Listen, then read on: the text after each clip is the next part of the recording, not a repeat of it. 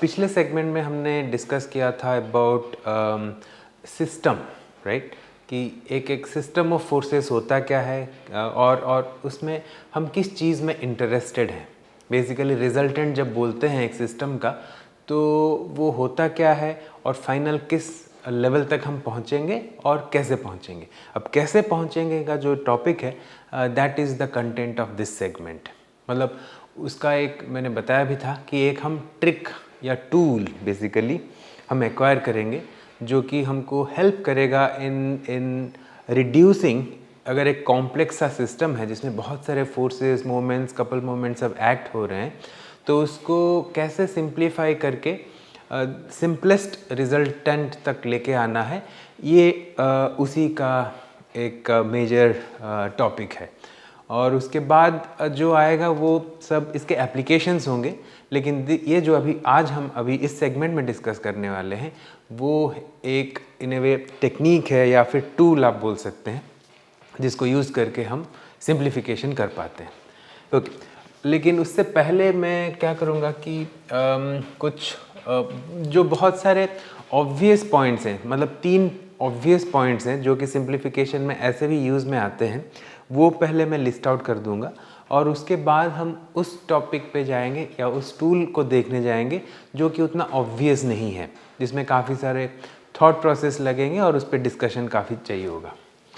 तो अब जो ऑब्वियस लिस्ट्स हैं उसमें मैं पहले बोलूँगा कि अगर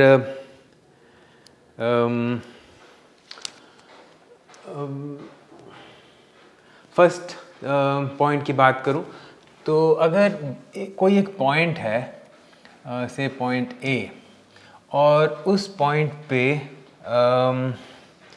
मानिए कि बहुत सारे जो फोर्सेस हैं वो एक्ट हो रहे हैं, लेट इट बी से F1 और एक फोर्स है मानिए F2 और एक मैं ऐसे खींचने वाला फोर्स लिख रहा हूँ जो कि से F3। ऐसे अगर बहुत सारे फोर्सेस हैं कुछ F4 सॉरी एट्सेट्रा, ठीक है। अगर ऐसे कुछ बहुत सारे फोर्स हैं जो कि एक ही पॉइंट पे अप्लाई हो रहे हैं तो इन सब का जो एक इक्विवेलेंट होगा तो उसको हम रिप्रेजेंट कर पाएंगे वो एक पॉइंट जहाँ पे सब एक्ट हो रहे हैं, that is the point A, और इन सारे फोर्सेस का कोई तो एक रिजल्टेंट होगा और जो कि F होगा। अब इसका डायरेक्शन क्या होगा और इसका जो मैग्नीट्यूड होगा वो क्या होगा, वो सब डिपेंड करेगा इन सारे फोर्सेस के ऊपर कि वो सारे फोर्सेस किस डायरेक्शन में लग रहे हैं, उनके अपने मैग्नीट्यूड्स क्या हैं, उस पर डिपेंड करके इसका फाइनल रिजल्टेंट आएगा। यहाँ पे ये पॉइंट क्या बता रहा है कि जो भी होगा एक ही फोर्स से हम उसको रिप्रेजेंट कर पाएंगे, मतलब और कुछ ज़्यादा कपल मोमेंट्स उन सब की कोई ज़रूरत नहीं होगी। अगर कनकरेंट, इनको हम कनकरेंट फोर्सेस बोलेंगे कि एक पॉइंट पे कनकरेंसी है, मतलब एक पॉइंट के थ्रू अगर सारे फोर्सेस एक्ट हो रहे हैं उसका इक्विवेलेंट एक सिंगल फोर्स होगा और हमको बेसिकली इसका मैग्नीट्यूड निकालना होगा। अगर मैं इसको ऐसे लिखूं कि इसका मैग्नीट्यूड और इसका यूनिट वेक्टर, जब मैं इसका यूनिट वेक्टर बोलता हूँ तो मतलब basically the direction of that vector, ये दोनों हमको बस फाइंड आउट करने हैं। तो इन ए वे 3 अननोन्स उसमें है ना, एक magnitude and 2 directions with 2 axis, with x axis और y एक्सिस, तीसरा तो बाय डिफ़ॉल्ट आ ही जाएगा। Similarly, if I go for say point 2 which is also under the obvious or not so difficult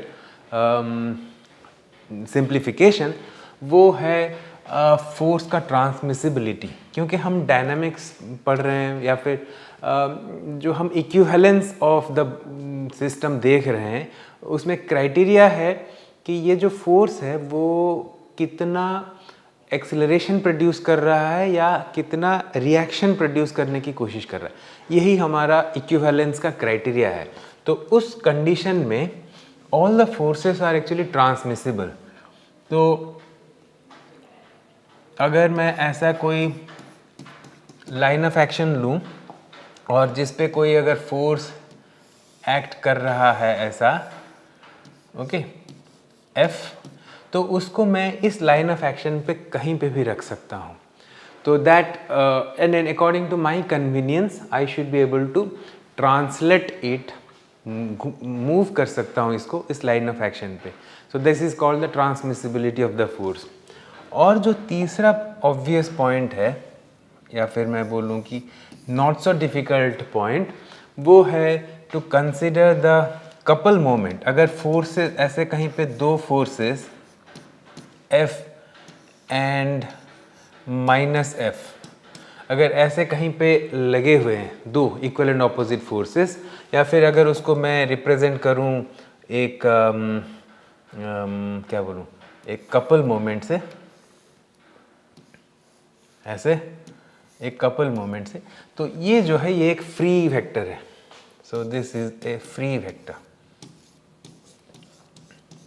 ये हम बार बार पढ़ चुके हैं. तो इसका मतलब है ये मैं कहीं पे भी मूव कर सकता हूँ. और हमने जो डिस्कस किया था कि इसके लेंथ्स, इनके बीच में जो डिस्टेंस है उसको मूव कर, मतलब चेंज कर सकता हूँ, और उसके हिसाब से मुझे लेकिन ये जो मैग्नीट्यूड ऑफ फोर्स है उसको भी बदलना पड़ेगा, and all those thing. So basically ये जो C है, कपल मोमेंट कहीं पे भी देखूँ मैं तो उसको कहीं पे भी keeping the line of action parallel I can move it. तो दैट इज़ द आइडिया. हाँ, इसका लाइन ऑफ एक्शन जो है उसी के पैरेलली मैं C को कहीं पे भी वैसे मूव कर सकता हूँ in space. I have no restriction. तो ये तीन तो हो गए जो हमारे सबसे जो बेसिक टूल्स हैं फॉर सिंप्लीफिकेशन. अब चलते हैं उस पॉइंट में जो कि मैं बोल रहा था कि that is not so obvious. तो वो है, मैं अगर पॉइंट वाइज लिखूँ तो वो फोर्थ पॉइंट होगा, से द फोर्थ पॉइंट. अब मैं उसको बोलूँगा कि आपको you move a force, sorry,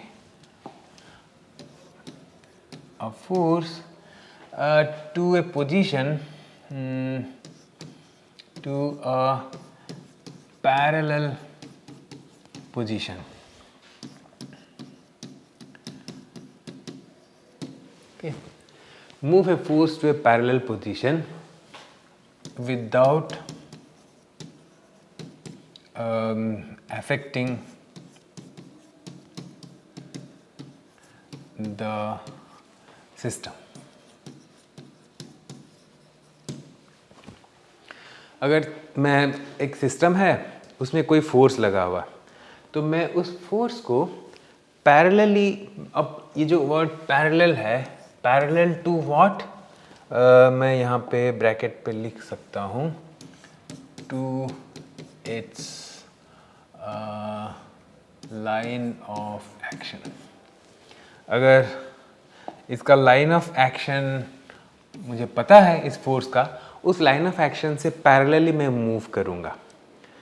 अब अगर मूव करूँगा तो मुझे कुछ और भी करना पड़ेगा to keep the system unaffected. मतलब सिस्टम में कोई चेंज ना हो. दो मैं चेंज कर रहा हूँ फोर्स का लोकेशन, लेकिन सिस्टम में एज ए होल कोई चेंज ना हो, उसके लिए मुझे कुछ और भी करना होगा. वो क्या है वही हम देखेंगे. और उसके लिए हम अभी क्या करेंगे कि लेट मी स्टार्ट विथ से सोचिए एक प्लेन है, ओके, बट एज यूजुअल इस प्लेन का शुरू से सोचना कोई ज़रूरी नहीं है, बट मैं इसीलिए ड्रॉ कर रहा हूँ कि with respect to this plane हमको डिस्कशन करना इजी होगा. लेकिन जो एक्चुअल प्रॉब्लम केसेस होंगे उसमें ये प्लेन दिखेगा नहीं ऐसे, हमको फिर इसके बारे में सोचना पड़ेगा.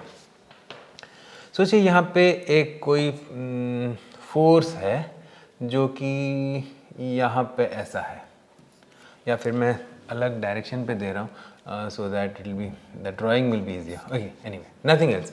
मैं इसका जो ये डायरेक्शन इसमें चेंज किया खाली इसीलिए किया कि ड्राइंग थोड़ा इजी होगा बाद में. ओके, कोई फोर्स F है जो कि सोचिए एक पॉइंट है से ए, वहाँ पे एक्ट कर रहा है। अब मुझे क्या करना है कि और एक पॉइंट कोई है बी, मुझे इस पॉइंट पे इस फोर्स को लेके आना है। रीज़न कुछ भी हो सकता है। मानिए कि मेरे पास कोई सैटेलाइट है जिसमें यहाँ पे एक रॉकेट लगा हुआ था।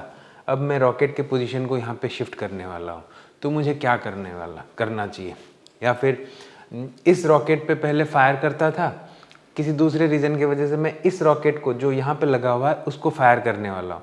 तो अगर मुझे सिस्टम का सेम चेंजेस चाहिए तो क्या खाली इसको यहाँ शिफ्ट कर देने से हो जाएगा या कुछ और एडिशनली करना होगा? वही हम देखने वाले हैं। अब उसको देखने के लिए क्या करना है हमको कि एक हाइपोथेटिकल सिचुएशन लेना है कि जस्ट सोचिए आप कि मैं इस पॉइंट पे जहाँ पे मुझे शिफ्ट करना है फोर्स को, उस पॉइंट पे मैं दो फोर्स ऐड कर दूंगा। जैसे कि ये एक फोर्स हो गया जो कि एग्जैक्टली F है, और एक फोर्स मैं ऐड कर दूंगा एग्जैक्टली -F। अब अगर एक ही पॉइंट पे मैं +F एंड -F ऐड करता हूँ तो सिस्टम में ऑब्वियस कोई चेंज आएगा ही नहीं, आ ही नहीं सकता, क्योंकि ये दोनों तो एक दूसरे को कैंसिल कर दे रहे हैं, क्योंकि एक ही जगह पे लगे हुए हैं। डिस्टेंस होता तो कपल मोमेंट आ जाता, लेकिन एक ही पॉइंट पे लगे हुए हैं। तो अभी कुछ चेंज नहीं हो रहा है by adding this two forces. ये बहुत इंपॉर्टेंट पॉइंट है अभी। लेकिन देखो इससे हो क्या गया कि अभी हमारे पास ये एक फोर्स है और ये एक फोर्स है जो कि या फिर नहीं नॉट दिस, सॉरी,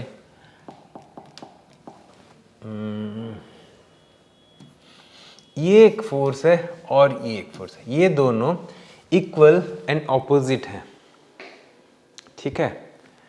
अब अगर इन दोनों फोर्स को मैं एक साथ देखूं तो दे कॉन्स्टिट्यूट ए कपल, क्योंकि इक्वल एंड ऑपोजिट फोर्स हैं तो कपल मोमेंट आएगा।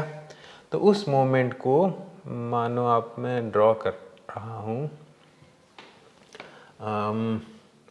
इन दिस डायरेक्शन, और यही ड्रॉ करने के लिए इजी हो तो इसीलिए मैंने उसको उस डायरेक्शन में लिया था, नहीं तो ये पीछे की तरफ जाता और मुझे ड्रॉ करने में थोड़ा डॉटेड लाइन ड्रॉ करना होता। तो अब जो है ठीक है, ओके।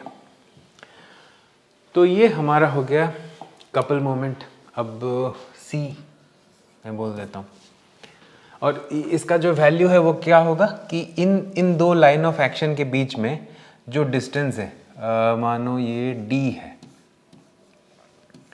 दो पैरेलल लाइन है, इसके बीच में डिस्टेंस D है। अगर ऐसा है तो ये C जो है उसका वैल्यू आ जाएगा F जो था उसका मैग्नीट्यूड टाइम्स D। अब मतलब क्या है, अभी ये जो दो फोर्सेस हैं इनका इक्विवेलेंट हो गया ये कपल, और ये जो फोर्स था ये तो बस यहीं पे आ गया। तो मैं इसका इक्विवेलेंट यहाँ पे ड्रॉ कर लेता हूँ ऐसे, इक्विवेलेंट टू, मैं फिर से वही प्लेन यहाँ पे ड्रॉ कर दूंगा, ओके। सो ऐसा है, और ये A और B जो थे मैं पहले, अच्छा वो पॉइंट्स ऐसे यहाँ बना ही देता हूँ। ये A पॉइंट है और यहाँ पे कहीं पे B है। तो अब जो है ये फोर्स बस वही हो गया जो पहले था F, तो ये शिफ्ट हो गया। अब देखो पहले A पे लगा हुआ था वो फोर्स, अभी B पे लगा हुआ है, लेकिन उसके चलते क्या हो गया कि एक एडिशनल कपल आ गया सिस्टम में। वो सिस्टम में जो कपल आ गया उसको मैं कहीं पे भी ड्रॉ कर सकता हूँ, जैसे कि यहाँ मान लो आप कर लेता हूँ मैं,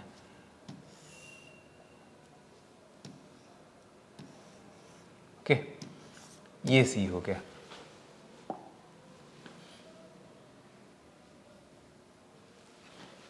ठीक है, तो these two are actually equivalent, but यहाँ पे थोड़ा आपको देखना है कि यहाँ पे मैंने ड्राइंग तो कर दिया है, जस्ट टू एक्सप्लेन दिस। या तो ये दो कपल रहने थे या तो ये कपल मोमेंट दिखाना था। आप समझ रहे हो मैं क्या बोल रहा हूँ? हाँ, यहाँ पे बस एक्सप्लेन करने के लिए मैंने कर दिया है। तो जब मैं इक्विवेलेंट की बात कर रहा हूँ, if a force that is acting at a, इस प्लेन में, प्लेन तो है ही, मैं क्या करता हूँ यहाँ पे वो इवन जो एक्सिस है वो भी ड्राइंग कर देता हूँ, so that it will be easier to visualize. ये x है, ये y है मानिए, और ये z है, ठीक है। तो एक प्लेन था कहीं पे और कोई एक पॉइंट है इन द स्पेस A और उस जगह पे कोई फोर्स लगा हुआ था। इनफैक्ट इस प्लेन के बारे में सोचने की भी ज़रूरत नहीं है, मैं अभी बिना प्लेन के रेफरेंस से बता रहा हूँ। एक 3D स्पेस है, उसमें कोई पॉइंट A है और उस पॉइंट में एक फोर्स F लगा हुआ है। अब that is completely equivalent to, अब फिर से यहाँ पे मैं ड्रॉ कर लेता हूँ दूसरा जो है एक्सिस, ऐसे है मान लीजिए। सो ये हो गया x, ये हो गया y, ये हो गया z, ठीक है। अब तो ये जो है अभी A पॉइंट में अभी कोई फोर्स नहीं लगा हुआ है, वो फोर्स को हमने शिफ्ट कर दिया B पॉइंट पे, लेकिन उसके कॉम्पेंसेशन में हमको एक कपल ड्रॉ करना पड़ा जो कि ये सेम है। और उस कपल का वैल्यू क्या होना चाहिए? वो होना चाहिए जो पहले फोर्स F था उसका मैग्नीट्यूड टाइम्स कितना डिस्टेंस हमने शिफ्ट किया पैरेलली इस फोर्स को, okay, so that distance multiply होगा। So that is how the equivalence can be drawn. कि तो आप समझ रहे हो? तो इसी को बोलते हैं कि to move a force parallelly to its line of action. और जैसे ही हम वो करते हैं तो हमको फिर और एक कपल मोमेंट ऐड करना होगा। The point of importance is, ये कपल मोमेंट हम कहीं पे भी ड्रॉ कर सकते थे। इनफैक्ट मैं वो कपल मोमेंट यहाँ पे भी ड्रॉ कर सकता था, नॉट नेसेसरली यहाँ पे। हो सकता है कि मैं ऐसा कुछ करता ड्रॉ, क्योंकि जो कपल मोमेंट है वो तो फ्री वेक्टर है। ये थोड़ा एंगल बदल गया, इनफैक्ट इसका एंगल थोड़ा अजीब है। This looks parallel to this, in fact ये उसके पैरेलल होना चाहिए था। ड्राइंग में थोड़ा गड़बड़ है, प्लीज़ आप देख लो। मतलब ये जो है इसके पैरेलल में दिखाना चाहता था, इतना पैरेलल ड्रॉ नहीं हुआ है, बट वैसे होना चाहिए, ओके।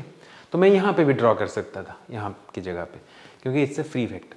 अब तो इस जगह पे मैं एक पॉइंट बहुत इम्पॉर्टेंट है जो कि बोलना चाहूँगा। Some students they feel comfortable, वैसे शिफ्ट करने में उनको इतना कंफर्ट नहीं होता है, वो ऐसे सोचने में कंफर्टेबल होते हैं कि इस पॉइंट के अबाउट, बी पॉइंट के अबाउट एफ का मोमेंट ऐसे भी यही था। मतलब पहले अगर बी पॉइंट पे मैं आऊँ और इसका मोमेंट निकालने की कोशिश करूँ अबाउट दिस पॉइंट बी, इस फोर्स का जो था वो यही होता, यही मोमेंट। तो वो बोलते हैं ठीक है, मैंने एफ को यहाँ पे शिफ्ट कर दिया तो ऑब्वियसली वो मोमेंट तो अभी गायब हो गया, क्योंकि फोर्स अभी उस पॉइंट पे आ गया है। तो जो मोमेंट पहले था उसको मैं कैसे दिखाऊं? तो उसके वजह से मैंने इसको कॉम्पेंसेटरी लगा दिया। ठीक है, सही है। That also is an interpretation, okay. वो उस वैसे भी आप सोच सकते हो, लेकिन उसमें एक छोटा सा ये आपको ध्यान में रखना होगा चीज़ कि जैसे ही जब बच्चे वैसे सोचते हैं तो वो ये जो पॉइंट है ना फ्री वेक्टर का, ये जनरली वो सोच नहीं पाते हैं कि मैं इस कपल मोमेंट को कहीं पे भी रख सकता हूँ। उससे फ़ायदा क्या होता है ये मूवमेंट ऑफ फ्रीडम से, कि कहीं पे भी इसको लेके आप किसी के साथ कैंसिल कर सकते हो। तो वो जो पॉइंट है वो मिस आउट हो जाता है when you think in terms of just moment about this and they start feeling कि इसी पॉइंट के अबाउट वो मोमेंट है। ठीक है। अगर आप उसके बाद भी ये सोच सकते हो कि ये moment is free to move anywhere, it is fine, you can think in any of this interpretations. Okay, तो ये तो हो गया मूवमेंट की बात। और कुछ मैं इस पे बोलना चाहता था क्या? मैं थोड़ा यहाँ पे इरेज करता हूँ, आई फील अनकम्फर्टेबल। मैं इनफैक्ट हो सकता है ये ऐसे ऊपर हो, ठीक है।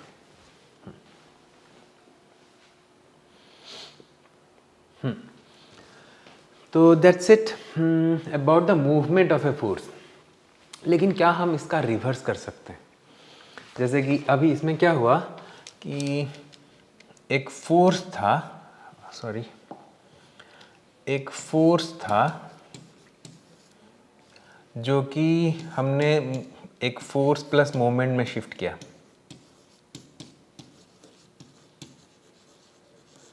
है ना। फोर्स प्लस मोमेंट में शिफ्ट किया बिकॉज हम फोर्स को मूव करना चाहते थे। क्या इसका रिवर्स हम कर सकते हैं कि कहीं पे एक फोर्स एंड एक मोमेंट हो तो उसको खाली फोर्स में कन्वर्ट कर पाएँ? क्योंकि सिंप्लीफिकेशन में हर चीज़ की इम्पोर्टेंस है, मतलब हर कोई वैसा जो स्टेप्स हैं वो आपको आना चाहिए। तो मैं उसको दूसरे एक स्लाइड पे करने की कोशिश कर रहा हूँ, ठीक है। तो यहाँ पे भी फ़िलहाल वैसे ही देखते हैं कि कोई एक प्लेन है। फिर से मैं बात वही दोहरा रहा हूँ, ये प्लेन जो है वो बाद में आता है, पहले प्लेन हो कोई ज़रूरी नहीं है। लेकिन इन सबको विजुअलाइज करने के लिए बस वो प्लेन का इम्पोर्टेंस होता है, जस्ट टू शो कि उस प्लेन पे हमने शिफ्ट किया और कुछ भी नहीं, ठीक है। क्योंकि जैसे ही हम लाइन ऑफ एक्शन से पैरेलली मूव करते हैं तो बाय डिफ़ॉल्ट वो एक प्लेन क्रिएट कर ही देता है उस पैरेलल प्लेन पे, ठीक है। Otherwise there is no requirement of that. Okay, अब यहाँ पे सोचिए आपकी वैसे ही मेरे पास वो प्लेन है जहाँ पे एक फोर्स लगा हुआ है, वही ऐसे ही करता हूँ मैं, F, और दो फोर्सेस लगे हुए हैं उसी प्लेन में, जो कि सोचिए कि P और -P है। ये पैरेलल नहीं हुआ, I am trying to draw it parallelly with this -P। और इस P और -P ये दोनों भी इसी प्लेन पे हैं, ठीक है। तो इसका मतलब है इन P's के वजह से यहाँ पे कोई तो एक मोमेंट आ रहा होगा। मानो आपकी इस डायरेक्शन में वो मोमेंट है, इसी डायरेक्शन में होगा, हाँ। सो वो ऐसा है, ओके। जो C है, इनके बीच में मानिए आप डिस्टेंस D है, तो ये हो गया P का मैग्नीट्यूड टाइम्स D, ठीक है। अब ये जो, तो अभी हमारे पास सिस्टम उतना ही है, एक स्पेस है। तो मैं फिर से वही 3 डायमेंशनल ड्रॉ कर देता हूँ, क्या बोलते हैं, द एक्सिस।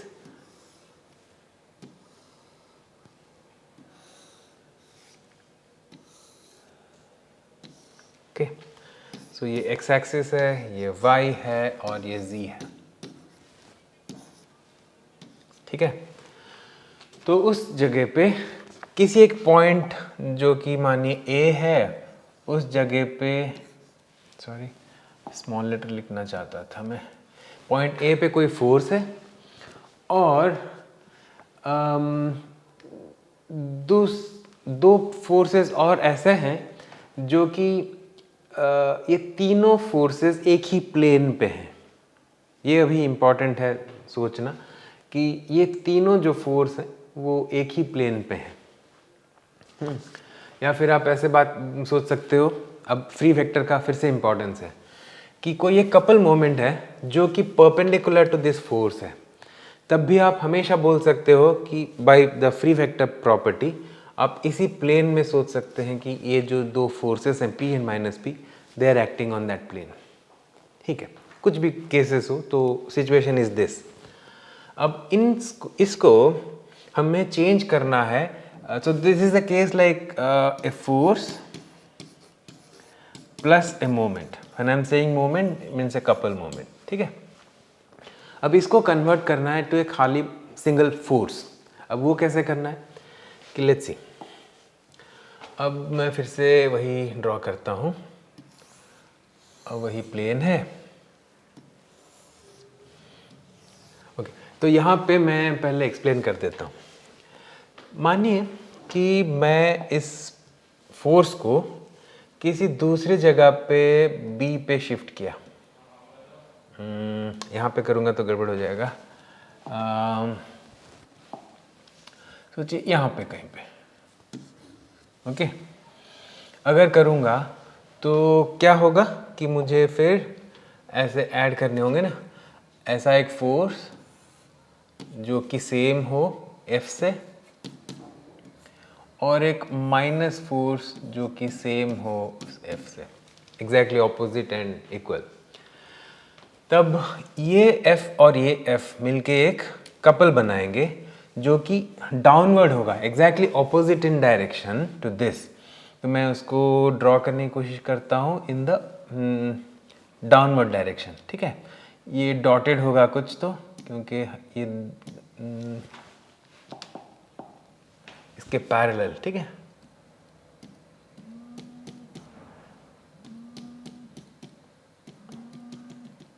तो ये ऐसा है जो कि मानो आप कोई M है,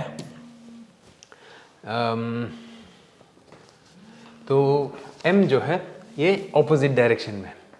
अब एक मिनट के लिए सोचिए कि हमने ऐसे चूज़ किया ये पॉइंट B, और जिसका मतलब है कि ये डिस्टेंस जो है कुछ D dash, okay, D dash ये जो डिस्टेंस है, तो ये ऐसे चूज़ किया हमने कि F टाइम्स D प्राइम या D dash is equal to magnitude wise P times D। तो सोचिए आप कैसे हो, क्या होगा। तो ये जो दो कपल हैं ये दोनों तो कैंसिल कर गए एक दूसरे को, because again the free vector concept, ये तो कहीं पे भी जा सकता है टू कैंसिल दिस आउट। ऐसा ज़रूरी नहीं है कि इसका लोकेशन यही है, तो ये कहीं पे भी जा सकता है। जाके इसको कैंसिल कर दिया, जैसे ही कैंसिल कर दिया हमारे पास खाली ये फोर्स बच गया जो कि पॉइंट बी पे एक्ट कर रहा है, सॉरी हाँ पॉइंट बी पे, राइट। सो ये जो पॉइंट बी है उस जगह पे खाली वो फोर्स F है, अभी F, और कुछ भी नहीं है। तो मैं अभी वही ड्रॉ करने की कोशिश कर रहा हूँ कि ये जो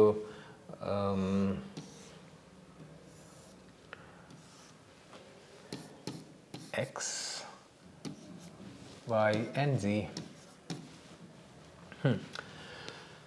तो अब ये जो दो सिस्टम्स हैं वो इक्विवेलेंट है। अगेन ये मैंने एक्सप्लेन करने के लिए सारे ये ड्रॉ कर दिए हैं, लेकिन you should understand what exactly I mean. जो पहला केस था उसमें खाली एक ये फोर्स था F जो कि A पे लगा हुआ था, और एक कपल मोमेंट था जो C था which was perpendicular to F। या फिर ऐसे आप सोच सकते हो कि द सेम प्लेन पे तीन फोर्सेस थे, जो उसमें से दो इक्वल एंड ऑपोजिट थे P एंड माइनस P, और एक तीसरा कोई फोर्स था F। अब वो पूरा चीज़ is equivalent to now that same the force F which was alone which has now been shifted to B। जो अकेला था फोर्स उसको हमने शिफ्ट कर दिया to point some point B, और ऐसे जगह पे शिफ्ट किया कि ये couple moment completely cancel out हो गया। तो अभी जो देखना है कि ये जो सिस्टम था और ये जो सिस्टम है, ये दोनों को हम अभी बोल सकते हैं कि दे आर इक्विवेलेंट सिस्टम्स। और एक पॉइंट बहुत इंपॉर्टेंट है मार्क करने का कि देखिए पहले जो सिस्टम था उसमें दो चीज़ें थी, अब एक ही है। तो this is a level of simplification, right, you can always tell that. तो ये दोनों जो स्टेप्स हमने देखा, एक फोर्स को शिफ्ट किया तो फोर्स प्लस कपल हुआ, और दूसरे जगह पे हमने देखा कि फोर्स प्लस कपल था, उसको खाली फोर्स बना दिया। तो ये दोनों चीज़ें कहाँ पे कब कौन सा यूज़ में आएगा, that you have to decide based on the problem which you are solving. Okay, लेकिन दोनों ही जो टूल्स हैं दैट यू शुड अंडरस्टैंड कि you are very comfortable with. आपको थोड़ा प्रैक्टिस करना चाहिए और प्रैक्टिस से अच्छे से समझना चाहिए कि इसको आप कैसे कब कैसे यूज़ कर सकते हो। और जैसे मैंने कहा था, ये एक ऐसा टूल है जो आपको पक्के से आना चाहिए। लेकिन और एक भी पॉइंट है कि जो मैंने बोला था, जो दूसरा एक इंटरप्रिटेशन है इस चीज़ का कि आप इस जगह पे रह के उस मोमेंट का रिप्लेसमेंट जैसे सोच सकते हो, वो भी उतना ही इम्पॉर्टेंट है जितना इस मूवमेंट का इंटरप्रिटेशन। फोर्स मूवमेंट इंटरप्रिटेशन भी उतना ही इम्पॉर्टेंट है जितना वो मोमेंट वाला थॉट प्रोसेस। लेकिन जैसे मैंने बोला था कि जब भी आप वो भी सोचते हो, लेकिन ये ध्यान में रखना चाहिए कि ये जो कपल बनता है वो फ्री वेक्टर है। या so with that I think हम इस सेगमेंट को यहाँ पे बन रख सकते हैं और अगले सेगमेंट में मिलेंगे और एक टॉपिक के साथ and some application of these simplification processes. See you then in the next segment.